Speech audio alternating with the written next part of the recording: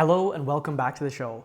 Today I want to talk to you about the type of duelist who is very unlikely to ever improve at Yu-Gi-Oh! This is the perpetually unlucky duelist. The type of person who says things like, of course he had to draw Dark Ruler. Why didn't I draw Dark Ruler? Of course I had to draw Driver. He's always drawing the out. If only I could draw the out, then I could also win at Yu-Gi-Oh!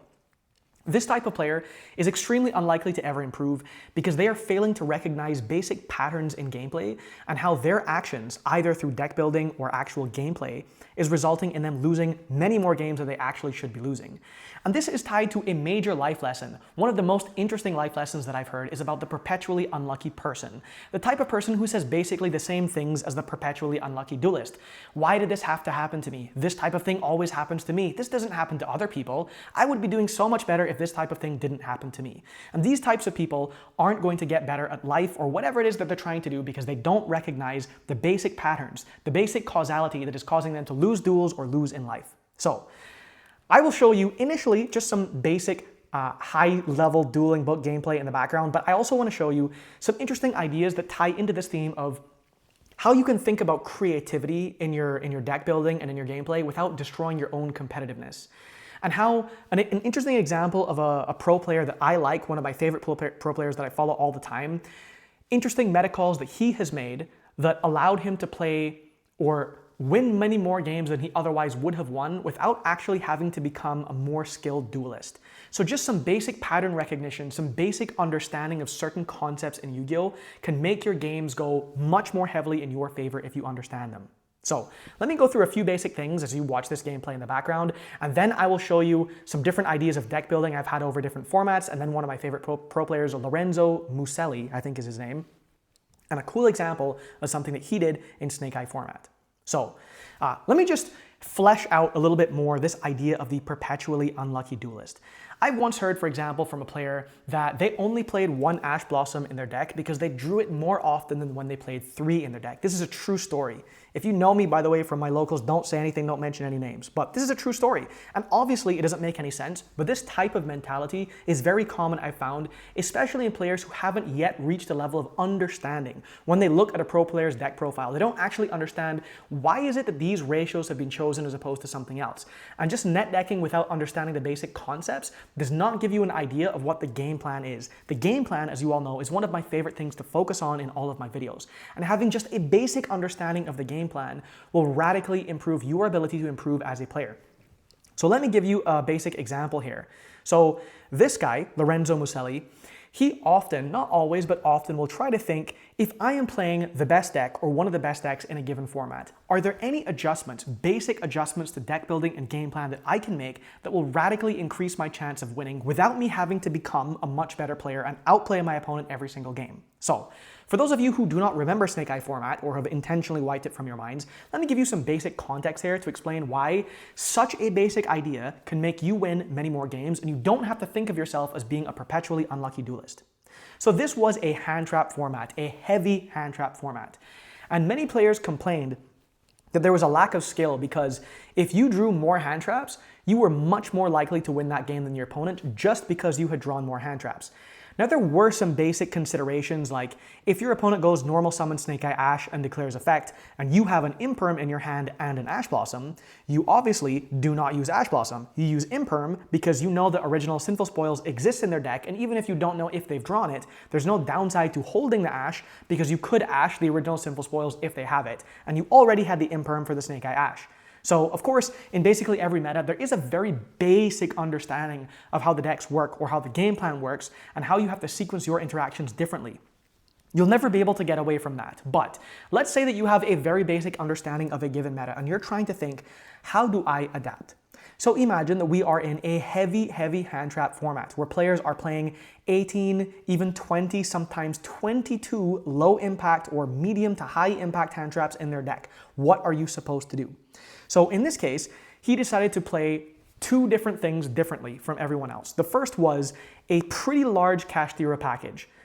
This is obviously very good into hand traps because the Kashtira cards trade very well both playing into boards and also playing into hand traps. If you summon Kashtira Unicorn, and then you go normal summon Snake Eye Ash effect and your opponent goes Chainlink 2 Effect Veiler or Ash Blossom, they're losing 1/5 of their hand without removing your Snake Eye Ash from the field, though of course they don't want your effect to resolve because that could be full combo, but then you get to use Unicorn Rip from their deck, or if you're playing into a board with Fenrir, it's much more costly or requires them to think a little bit more carefully about when they want to interact, or maybe you force them to start with an Imperm instead of a Veiler and stuff like that. So your opponent has to play in a more awkward way if you have a more effective board that's better in playing into their types of non-engine. But if you then play a large sub-engine, like a bunch of Kashtira cards and also double Race Off, and then the one brick the Kashtira Birth, it means that you cannot match your opponent on the number of hand traps. So what are you supposed to do? Then you have to play higher impact non-engine cards because you would be playing a lower number of low impact non-engine cards if you were sticking to hand traps. So instead here, we are foregoing all hand traps entirely and playing cards like Eclipse, Droplet, Thrust, and Talents. I should just remind you that this was not particularly common through much of Snake Eye format, and while there were some changes and many other people started trying builds like this was initially not actually very common. There were also cards that were particularly unusual like Enemy Controller, and when you can choose a card like this that is debatably useful in the deck you're playing, it can be so surprising that your opponent doesn't actually have a good response to it because it is surprising. Summoning a card, declaring an effect, and then being able to dodge a targeted negate like an Imperm or a Veiler, and then steal your opponent's card can be extremely hard to come back from, depending on if your opponent can expect it or not. But there are lots of other examples of cases where you can be a little bit creative in your deck building and still be somewhat competitive. So let me give you some basic examples of things that I've done in the past. There was a time in Bird Up format, this was actually after the glory days of Bird Up, we used to have the Link 3 Samorg and we were playing with Apex Avian, so we had an Omni Negate and all that type of stuff. But then we had multiple hits and I was playing a very toned down version of Bird Up, but I loved the deck and so I still wanted to play it. And I identified a niche in the locals that I was playing in at the time where I did not have a way to access an Omni Negate. And even though I can't remember exactly what it was that caused me to wish I had an Omni Negate, but anyhow, I identified this was the problem.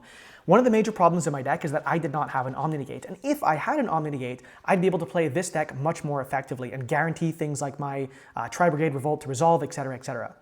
And so I realized that I could play the Fabled Cerberil, which is a beast, it's a level 2, if it's discarded at the graveyard, then you special summon it. And that allowed me to go into Herald of the Arclight, which was both an Omni Negate and also a relevant Floodgate at the time. So just a single difference of one card in my entire deck caused me to have a radically different game plan with a very different type of insulation for my main play, which was resolving Tri-Brigade Revolt, which would then obviously go into Shuraig the Ominous Omen. So the reason that I'm giving you this example here, and that I'm trying to compare this somewhat to the thing that this guy did, Lorenzo Boselli, is if you understand the basic flaws in your game plan and what the point of your game plan is, you don't actually have to become a better duelist, but you will start to feel like actually you're not really unlucky. You just didn't understand what you were supposed to be doing, and you didn't understand what your opponent was supposed to be doing. And if you can adapt your game plan a little bit, you can usually win many more games. I'll give you a couple more basic examples here. So another one was a Math Mech deck that I got some help from Nesh on. Now at the time, I think this was Pote format when Tearlaments, please Konami, bring back some Tearlaments cards, man. It's one of my favorite decks of all time, Tearlaments.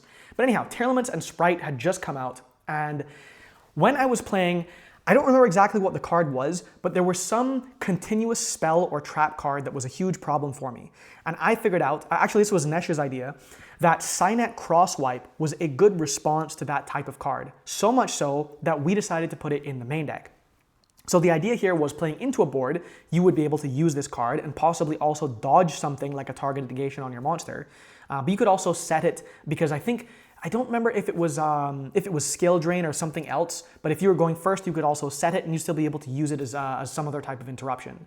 And in this particular deck, ideally you always want it to work with your deck. So it's a Cynet card, but also because you have to tribute a monster, you don't want that resource to be lost. But if you have many ways to access Diameter, and this brings something back from the graveyard, then you often can recoup the loss from having to tribute a Cyberse monster from Cynet Crosswipe. So that's a basic example there. One last example finally, is if we go back into Deck Constructor, this was a White Forest deck that I'd gotten some feedback on from Nesh. And this was when I was first trying to think, okay, people are all playing Toy. Fiendsmith has just come out. Okay, so this was in the early days of White Forest and the early days of Fiendsmith. And I have to play Fiendsmith because otherwise I'm not going to be competitive. I feel like I need to play the 15-ish golden ratio of hand traps, but what else can I do to make my deck a little bit more competitive? What unique edge can I have that other decks are not currently doing? So The main thing that I found is if I'm playing the toy cards, I'm often going to have an excess in level 4s on field. So that means that I could make Gallant Granite, and then this card could search for a Nibiru. And a searched Nibiru is actually, strangely enough, usually better than a hard-drawn Nibiru, because if you have searched the Nibiru, it means that you're going into, in this case, a Gallant Granite, which is half of a Closed Heaven, which means any other body, and you can go into full Fiendsmith combo, even if you were Droll, depending on the Fiendsmith combo that you're going for. And so if you have something like a Wave Hiking Caesar and also a searched Nibiru in your hand, it doesn't matter if your opponent has something like an Imperm for the Wave Hiking Caesar, or they have enough engine to play through the Wave Hiking Caesar if they can't also play through the Nibiru. Having even a basic board and then Nibiru on top of that is very strong. So my basic game plan was, in every single game, I always want to search a Nibiru, and whatever happens to my White Forest combo, I'll go as far as I possibly can. And if they stop everything, my Gallant Granite and my +1 body are going to go into Closed Heaven, and that is my backup plan. If they don't stop me doing everything, then I'm going to have extra bodies, which is not good because you're going to need space to resolve things like Diabell Queen, etc., etc. So those extra bodies can then turn into Appaloosa, which obviously most decks were playing. If you could play this card, you had to play it. But in this particular deck, it also had a part of the game plan. So if you weren't fully stopped, then you went for Appaloosa. If you were fully stopped, then there was a fallback of doing the Gallant Granite into the Closed Heaven. So the basic idea here, the connection between this and the perpetually unlucky duelist is, if you do not understand your game plan or the primary flaws in your game plan, you are much more likely to think that you were unlucky, to think that your opponent has drawn the out or that you have not drawn the out, but actually you are the problem.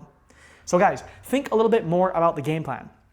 And you will, I think, enjoy Yu-Gi-Oh! Much more. You'll probably win more, but you'll also enjoy more. You'll be able to understand more when other players are playing the deck. You'll be able to look at other players' decks and net deck successfully, trying to understand better what they were achieving with their deck. Okay, so guys, that is everything for this video. This was actually supposed to be a vlog, but I'm getting sick, so I can't do it, so this is what you have today instead. If you have any feedback, please let me know. I actually will be making more videos, but I have been very busy with work, so that's why I haven't made more videos. Anyhow, thanks for watching. If you want to subscribe, please do. If you want to buy me a coffee, the link will be in the description below. See you in the next video.